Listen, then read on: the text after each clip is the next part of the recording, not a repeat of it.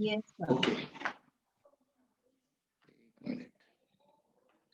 Recording start हुआ क्या? हाँ, start हुआ. Now start हुआ. Okay. Now yesterday we did external force का formula हमने पढ़ा था. What is the formula for external force? Motion of center of mass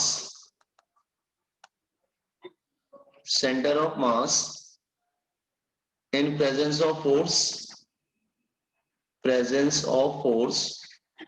external force you can say. अगर कोई external force present है, then what is the motion of center of mass? So आपने F external का formula हमने बताया था, F external force. इसके बहुत से फॉर्मूले थे. d by dt momentum of center of mass. दूसरा फॉर्मूला था that is momentum का mass into velocity लिखते थे. हाँ, mass into, ये भी हमने किया था.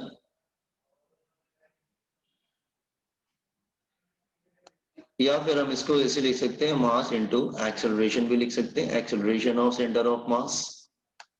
तो ये सब बातें होती हैं in the presence of external force. लेकिन अगर एक्सटर्नल फोर्स प्रेजेंट नहीं है, देन जैसे if external force is not present, then what will happen? तो motion of centre of mass in absence of external force, in absence of external force, अगर बाहर का कोई फोर्स प्रेजेंट नहीं है, then what will happen? So अगर हम देखेंगे, अगर बाहर से कोई फोर्स प्रेजेंट नहीं है, तो लेट्स से एफ एक्सटर्नल का फॉर्मूला क्या था? That is equal to F external force is zero. अगर एक्सटर्नल फोर्स अगर जीरो होगा, तो mass into acceleration of centre of mass, that will also become zero. So you can say acceleration of center of mass will be zero. No, acceleration क्या होता है? velocity upon time. acceleration क्या होता है? velocity upon time. that should be zero. okay, तो you can say d की जगह हम डेल्टा भी ले सकते हैं, is zero. d की जगह डेल्टा ले लिया. या फिर ऐसे भी हो सकते हैं, एक्सेलरेशन का फॉर्मूला वैसे भी होता है ना, change in velocity upon change in time, ऐसे भी कर सकते हैं. तो ये भी जीरो. इसका मतलब change in velocity of centre of mass is zero. इसका मतलब हुआ देयर इज नो सर आपकी चेंज. आवाज क्रैक हो रही है. ओके, थोड़ा नेट का प्रॉब्लम है आज. हाँ, आवाज जा रही है क्या? There is no change in. हाँ सर. एक्चुअली थोड़ा नेट का. कट रही है. Okay, just hold on. There's a net connectivity today. Actually, आज वाईफाई. हाँ, मेरा आवाज आ रहा है क्या आपको?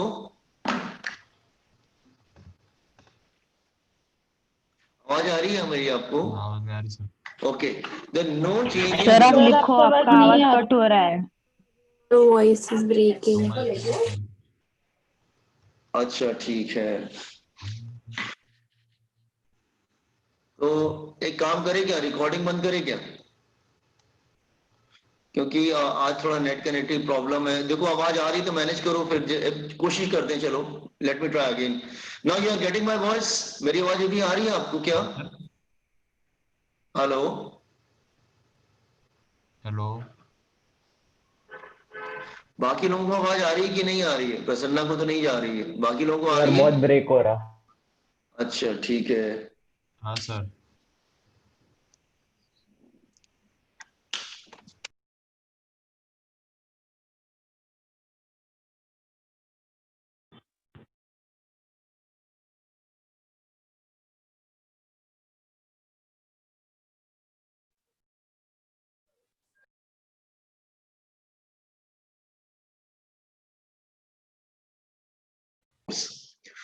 तो एफ एक्सटर्नल का फोर्स क्या था, change in momentum upon time, या मोमेंटम को मास इनटू वेलोसिटी रख सकते हैं तो मास बाहर आ जाएगा, तो change in velocity upon time, change in velocity upon time acceleration बन जाएगा, वो एक फॉर्मूला है, ठीक है। अब हम नेक्स्ट थिंग पे आते हैं कि अगर एक्सटर्नल फोर्स जीरो होगा देन व्हाट विल हैपन। ऐसा हो सकता है ना कि बाहर से कोई फोर्स नहीं लग रहा है, देन व्हाट विल हैपन। तो external force should be zero. आवाज आ रही है मेरी? सर ऊपर वाला क्या था, बताया आपने? हाँ, नहीं ऊपर तो मैंने फोर्स का फॉर्मूला बताया जो कल मैंने किया था, कल हमने फॉर्मूला किया था ना फोर्स का, फोर्स का formula yesterday we did this one, कल किया था हमने। हाँ, आज हम लोग क्या कर रहे हैं, हम लोग बिना फोर्स के फॉर्मूला पढ़ेंगे, ठीक है। जैसे तो motion of centre of mass in the absence of external force, तो एक्सटर्नल फोर्स जीरो है, तो इसका मतलब mass into acceleration should be zero, इसका मतलब एक्सीलरेशन जीरो है, एक्सीलरेशन जीरो है तो इसका मतलब d, और you can say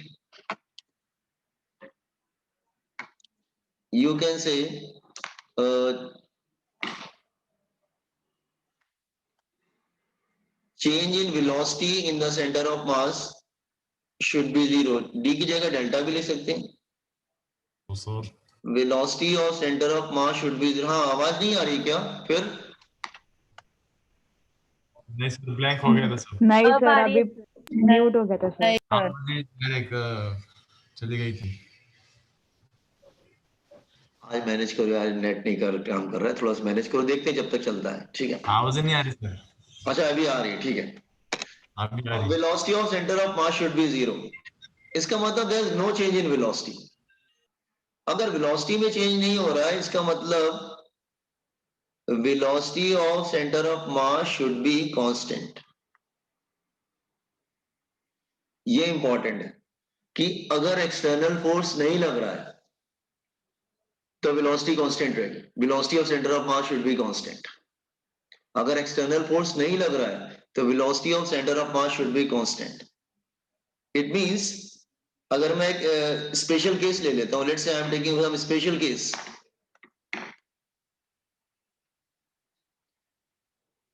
if initially object is at rest, if initially object is at rest, suppose कर लो initially object rest पे है, initially object at rest, so velocity of center of mass should be zero, and if external force is zero,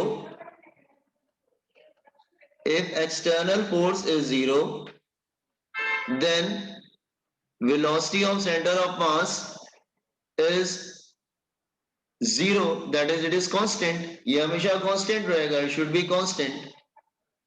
तो कहने का मतलब ये है कि अगर पहले वो रेस्ट पे था तो सेंटर ऑफ मास की वेलोसिटी जीरो होगी, और बाहर से कोई फोर्स नहीं लग रहा तो वेलोसिटी ऑफ सेंटर ऑफ मास बाद में भी जीरो ही रहेगा, कांस्टेंट हो गया ना।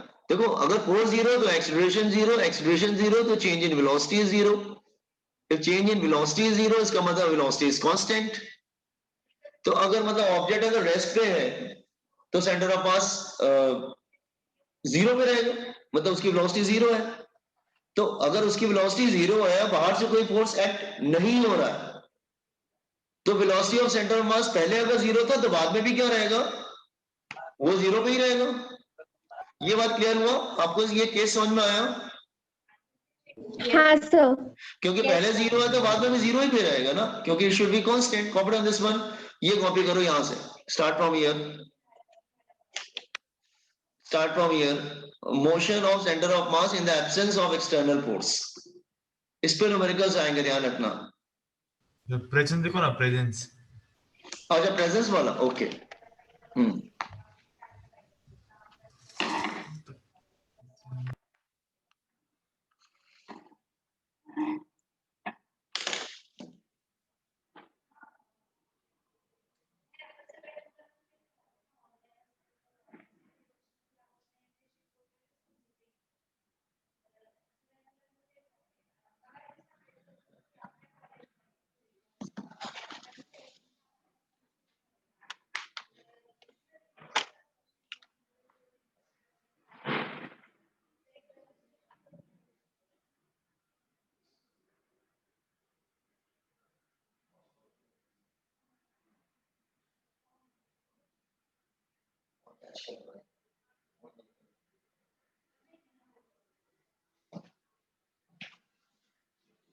Done, sir.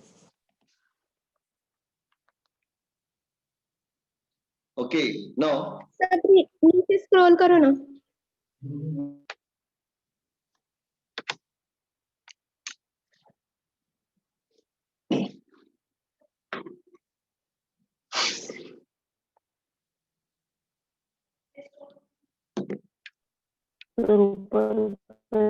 once you complete, just inform me. Done, sir. Okay, now मैं कुछ एग्जांपल लेता हूं आपको ये स्पेशल केस समझाने के लिए. Can I scroll it everything down? सबने कॉपी कर लिया? No, sir.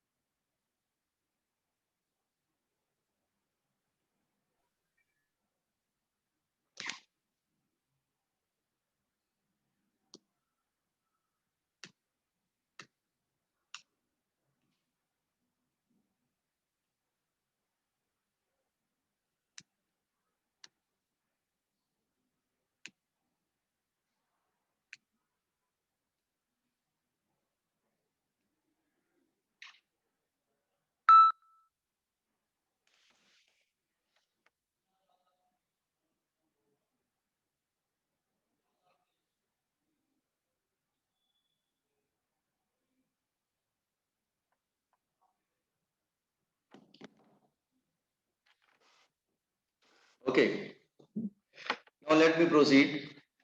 So अब मैं थोड़ा सा एक just I am taking some examples. Let's say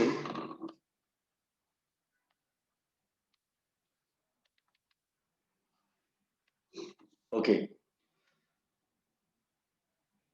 अगर एक्सटर्नल फोर्स नहीं लगता है तो सेंटर ऑफ मास पे चेंजेस नहीं होते, ये बात ध्यान रखना. तो say I am taking one example. Suppose there is a projectile. मैं एग्जांपल लेता सर हूँ. आपकी आवाज फिर से कट हो रही है. ओके,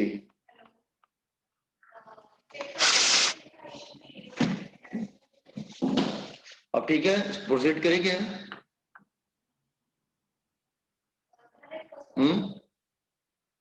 क्या हुआ? प्रॉब्लम अभी है क्या?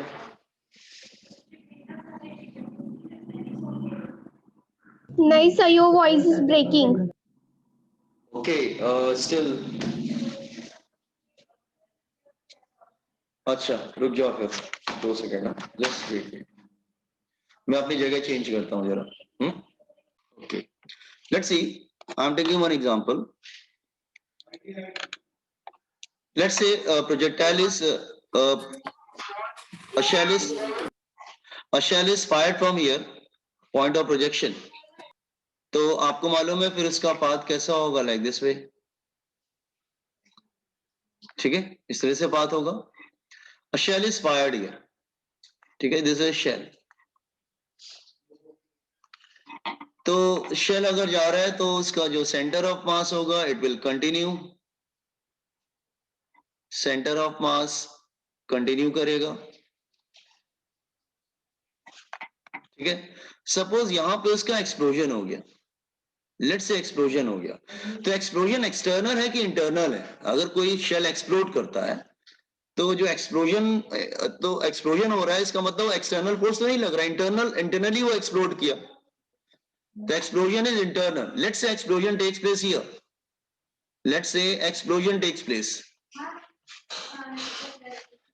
Explosion due to internal forces. Due to internal forces. No external force acting. No external force. कोई बाहर से कोई फोर्स नहीं लग रहा है. तो आप जानते हैं क्या, उसके बहुत सारे पीसेस हो जाएंगे. One piece will let's say go this side. Okay, दूसरा पीस इधर आ जाएगा, it will go that side. Okay, and let's say one more, it will go this side. Okay, सब अलग अलग डायरेक्शन में एक्सप्लोड हो गया तो अलग अलग डायरेक्शन में जा रहे हैं. Is it clear? लेकिन एक बात नोटिस करना, उसके सेंटर ऑफ मास में कोई चेंजेस नहीं होंगे. आर्गुमेंटिंग इसके सेंटर ऑफ मास में कोई चेंजेस नहीं होंगे। ओके तो so what I want to say, क्योंकि एक्सटर्नल फोर्स नहीं लग रहा है तो centre of mass will remain as it is, वो प्रोजेक्टाइल पाथ को फॉलो करेगा। तो जैसे ये कोई पार्टिकल इधर आके गिरेगा, दूसरा इधर आके गिरेगा, थर्ड वन इधर आके गिरेगा, but centre of mass will continue, centre of मास अपनी जगह से मूव नहीं करेगा और वो प्रोजेक्टाइल पाथ को कंप्लीट करेगा। क्योंकि एक्सप्लोजन जो है ना, that is not because of external force, that is because of internal force. Explosion जो है वो एक्सटर्नल फोर्स की वजह से नहीं है, एक्सप्लोजन इंटरनल फोर्सेस की वजह से है। तो इंटरनल फोर्सेस कभी भी सेंटर ऑफ मास को चेंज नहीं करते हैं। ये बात क्लियर हुआ आपको boys and girls? Have you understood this point? So remember, only external force can change center of mass, not the internal forces. जैसे कोई बोट है, look here, मैं आपको एग्जांपल ले रहा हूं। Let's say it's a boat here. मैं छोटी सी कैसे बोट बना लेता हूं इधर। Let's say it's a boat.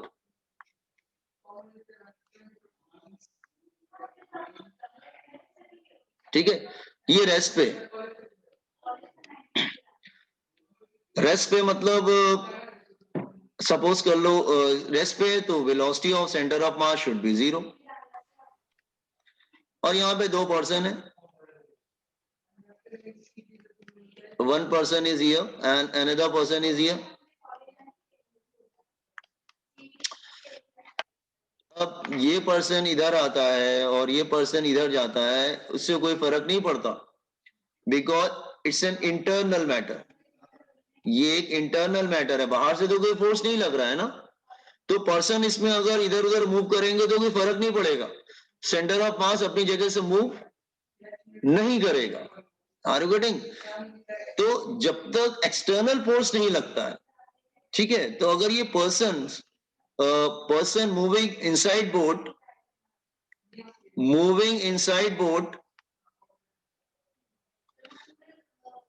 will not change position of centre of मास, वो सेंटर ऑफ मास की पोजीशन चेंज नहीं करेंगे, वो अपनी जगह पे ही रहेगा। पर्सन इधर जाए उधर जाए, because that is internal, there is no external forces acting, no external forces acting, कोई बाहर से कोई फोर्स नहीं लग रहा है। सर अगर दोनों बोट के एक साइड में आ गए तो भी सेंटर ऑफ मास अपनी जगह पे चेंज नहीं होगा, वो अपनी जगह पे ही रहेगा। मैं बताता हूँ कैसे, just I am coming to that. तब वो शेल वाले एग्जांपल में जब वो शेल एयर में होगा तब तो mg फोर्स लगेगा ना डाउनवर्ड। नहीं तो बाहर का फोर्स हम इग्नोर कर रहे हैं, बाहर का कोई भी फोर्स इग्नोर कर रहे हैं, मतलब ये जो बॉडी मूव कर रहा है तो बाहर से हम सारा फोर्स इग्नोर कर रहे हैं right now. Is it clear? अगर बाहर के फोर्सेस को कंसिडर करोगे बेटा तो सेंटर ऑफ मास अपनी जगह से मूव कर ही जाएगा ना। फिर उस बॉडी पे सिर्फ एक्सटर्नल फोर्स क्योंकि एयर में है, ठीक है, तो ठीक है, आप कह रहे हैं कि ग्रेविटी का फोर्स लग रहा है, तो ठीक है, ग्रेविटी का फोर्स लग रहा है because that's why it is making projectile motion. अगर ग्रेविटी का फोर्स नहीं होता तो वो तो it will go in space. Are you getting? It is performing projectile parabolic path because of gravitational force. अगर किसी ऑब्जेक्ट को आप एयर में थ्रो करते हो तो वो नीचे क्यों आता है? बिकॉज ऑफ ग्रेविटेशनल फोर्स से ही आता है, वो बात अलग है। लेकिन जो उससे एक्सप्लोजन हुआ वो एक्सटर्नल फोर्सेस की वजह से नहीं हुआ, एक्सप्लोजन जो हुआ वो इंटरनल फोर्सेस की वजह से हुआ। Are you getting what I'm saying? Explosion is not because of external forces. Explosion is because due to internal forces. That's why उसके center of mass चेंज नहीं होगा, वो अपना पैराबोलिक पाथ को फॉलो करते करते वो नीचे आ जाएगा। नीचे तो आएगा ही बेटा, ग्रेविटेशनल फोर्स तो लग ही रहा है, इट विल कम। हाँ, बट उसका सेंटर ऑफ मास अपनी जगह पे चेंज नहीं होगा। सेंटर ऑफ मास चेंज करने के लिए suppose this is centre of मास अपनी जगह से चेंज नहीं होगा जब तक एक्सटर्नल, देखो जब तक बाहर से कोई फोर्स नहीं लगेगा ऑब्जेक्ट का सेंटर ऑफ मास चेंज नहीं होता है। मैं समझा रहा हूं, अच्छा दूसरी तरीके समझाता हूं, wait, just let me explain you first. Let's say, अच्छा ठीक है, मैं कुछ एग्जांपल लेके समझाता हूं आपको, तब आपको समझ में आएगा proper. Let's say example 1, suppose कर लो कि there two masses here, m1 and m2. ये m1 है, ये m2 है, there two masses here, m2, and both are at rest.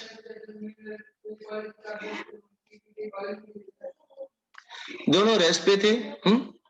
और इनका यहाँ पे सेंटर ऑफ मास था. Let's say here it is centre of mass.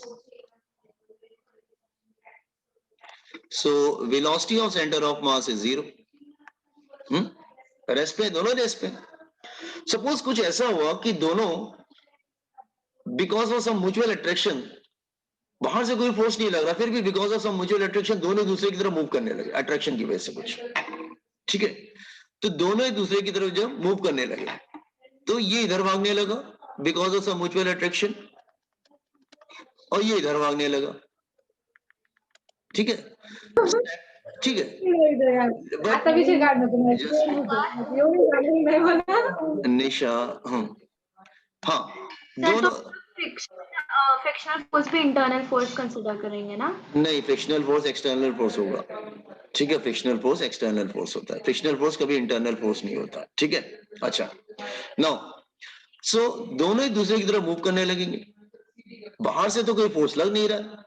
Late both the masses started moving towards each other,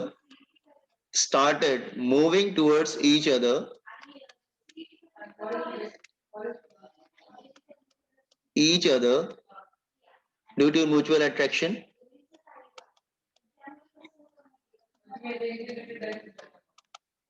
Okay, and no external force is acting. तो होगा क्या, centre of मास अपनी जगह पे बिल्कुल मूव नहीं करेगा, वो अपनी जगह पे ही रहेगा. तो centre of mass it will remain in its place. तो ये इसकी तरह भागते हुए इधर आएगा और ये इधर आएगा, लेकिन सेंटर ऑफ मास अपनी जगह पर मूव नहीं करेगा, और दोनों यहाँ पे आके मीट कर जाएंगे. They will meet here at centre of mass. They will meet here. ठीक है, दोनों यहाँ पे मीट करते हुए आएंगे, लेकिन सेंटर ऑफ मास, सपोज की वेलोसिटी v1 है तो इसकी वेलोसिटी v2 है. ठीक है, let's say initial distance is x. Let's say ये था x1 and this is x2. तो होता क्या है कि क्योंकि दोनों रेस्ट पे थे तो सेंटर ऑफ मास भी रेस्ट पे था, वेलोसिटी उसकी 0 थी. सेंटर ऑफ मास के मतलब system is not moving. Suppose बाहर से कोई फोर्स नहीं लग रहा, सडनली एकदम से कुछ अट्रैक्शन हुआ, दोनों एक दूसरे की तरफ मूव करने लगे, तो आप देखेंगे सेंटर ऑफ मास अपनी जगह पे मूव नहीं करेगा, वो अपनी जगह पे रहेगा. हाँ, और दोनों आके कहां पे मीट करेंगे, वापस दोनों एक दूसरे की तरफ आएंगे और सेंटर ऑफ मास पे आगे मीट कर जाएंगे. तो कहने का मतलब है velocity of centre of mass initially 0 थी. इनिशियली तो velocity of centre of mass finally भी 0 ही रहेगा. तो वेलोसिटी ऑफ सेंटर ऑफ मास का फॉर्मूला क्या था, m1v1 प्लस m2v2. कल फॉर्मूला किया था ना, m1 plus m2 should be 0. तो ये 0 ही हो जाएगा. तो हमारे पास फॉर्मूला क्या बन के आ जाएगा, m1v1 plus m2v2 is equal to 0. Are you getting? Velocity क्या होता है, डिस्टेंस अपॉन टाइम. तो वेलोसिटी को बोल सकते हैं आप, velocity is distance upon time, या वेलोसिटी को आप बोल सकते हैं that is m1 x1 upon t, m2 x2 upon t should be 0. इसका मतलब m1 x1 plus m2 x2 should be 0. इसका मतलब एक लेफ्ट की तरफ जा रहा है तो एक राइट की तरफ जा रहा है. तो अगर x1 को प्लस में लोगे तो x2 को माइनस में लोगे, एक लेफ्ट है एक राइट है, तो ultimately m1 x1 is equal to m2 x2. ये बात समझ में आया? Is it clear? सो कहने का मतलब क्या है कि जब तक एक्सटर्नल फोर्स नहीं लगेगा ऑब्जेक्ट अपनी जगह से मूव नहीं करेगा और हमको एक फॉर्मूला मिल गया m1 x1 is equal to m2 x2। ठीक है, तो ये काफी इंपॉर्टेंट फॉर्मूला है, ध्यान रखना। m1 x1 is equal to m2 x2। Just copy on this formula. तो मैं आपको एक दो प्रॉब्लम लेके समझाता हूँ इस पे। Just copy on this formula. Sir please scroll up. Here you want to copy from here? सब ऊपर वाले एग्जांपल। हाँ, अच्छा this one.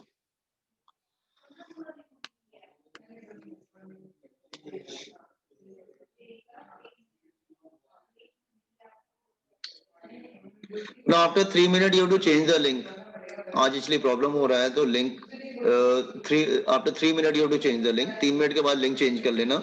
Join with the same link everyone, not now, after 3 minutes.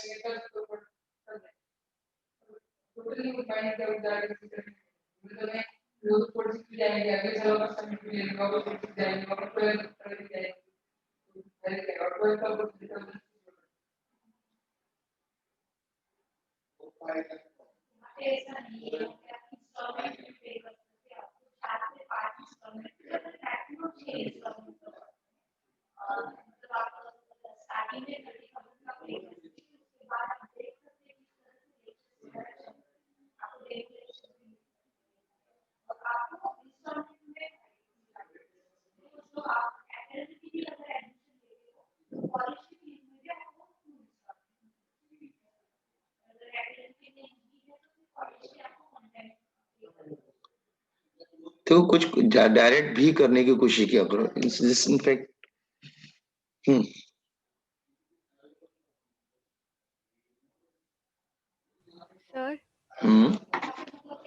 Sir वो बोर्ड वाले example में centre of mass कैसे constant रहेगा? अच्छा ठीक है, अभी आप कॉपी कर लो, मैं आपको बताता हूँ। ठीक है, मैं एग्जांपल लेके समझाता हूँ। ठीक है, चलो जस्ट कॉपी इट। मैं स्क्रॉल करूँ डाउन? सर हाँ सर कौन से फोर्सेस नेग्लेक्ट करने होते हैं? एक्सटर्नल फोर्स जो भी है निगलेक्ट करने। तो सर मतलब एक्सटर्नल वेट और क्या फिर नहीं और कौन बेटा, सा नेग्लेक्ट करना होगा? नहीं वेट यहाँ पे कैसे निगलेक्ट करोगे? वेट निगलेक्ट कर दोगे तो नीचे आएगा ही नहीं, फिर प्रोजेक्टाइल तो ऊपर ही चला जाएगा। फिर मैं अगर किसी स्टोन को फेंकता हूँ बेटा तो वो नीचे क्यों आता है? बिकॉज ऑफ वेट ना, because of gravity, because of attraction. लेकिन हम एक्चुअली तुम उसके पाथ को ध्यान पे दे रहे हो, तुम एक्सप्लोजन नहीं देख रहे हो। जब एक्सप्लोजन हो रहा है तो तुम एक्सप्लोजन पे कंसंट्रेट करो। अब एक्सप्लोजन हो जाएगा तो सपोज कर लो इसका मास m था यहाँ पर, तो इसके सपोज कर लो 3 मासेस हो गए। एक हो गया m1, एक हो गया इधर m2 और एक हो गया इधर m3। तो m1 यहाँ पे आके गिरेगा, m2 इधर आके गिरेगा और m3 यहाँ पे आके गिरेगा। तो आपसे कोई पूछेगा सेंटर ऑफ मास किधर जाएगा फिर, तो आप बोलेंगे नहीं, सेंटर ऑफ मास अपने पाथ को कंटिन्यू करेगा, क्योंकि explosion is not external force, explosion is internal force, तो it will continue like this way. तो ठीक है, मासेस इधर उधर जाएंगे लेकिन सेंटर ऑफ मास अपनी जगह, अपने मतलब अपने पाथ को मेंटेन रखेगा। तो सेम थिंग इसमें भी है, मासेस इधर उधर जाएंगे लेकिन सेंटर ऑफ मास अपनी जगह पे स्टैटिक रहेगा। ठीक है, मैं एग्जांपल बताता हूँ। Wait, copy on this one.